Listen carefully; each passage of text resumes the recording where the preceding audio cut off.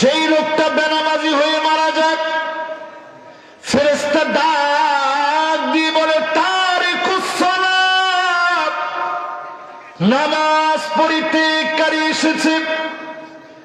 ফেরেশতারা আযাব দেওয়ার জন্য ঘোরাঘুরি শুরু করে চতুর্দিকে। নামাজ পরিত্যাগকারী এসেছে, বেনামাজি কবরের ভিতরে এসেছে। وكان مع فرعون وهامان وقارون وأبي بن خلف।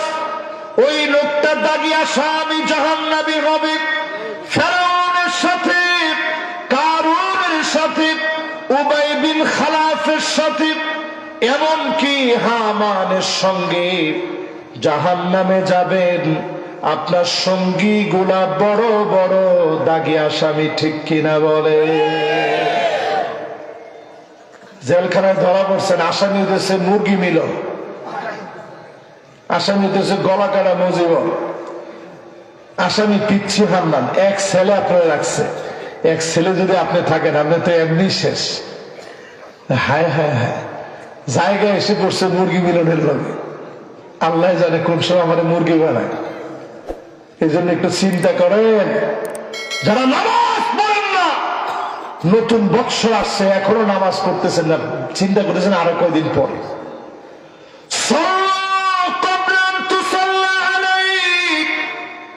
নামাজ পড়ো, নামাজ পড়ো। একদিন আপনার উপরে জানাজার নামাজ দাঁড়ায় যাবে,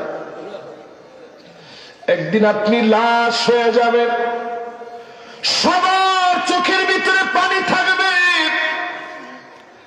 আপনি সেদিন আর কাঁদতে পারবেন না।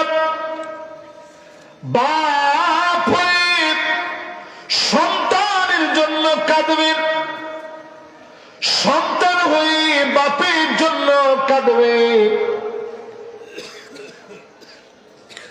মায়ের জন্য কাঁদবে, নিজের আত্মীয় স্বজনের জন্য কাঁদবে, হয়রান পেরেশান হয়ে যাবেন। আপনি সেদিন আফসোস করবেন, কেন নামাজি হলাম না, কেন নামাজ পড়লাম না।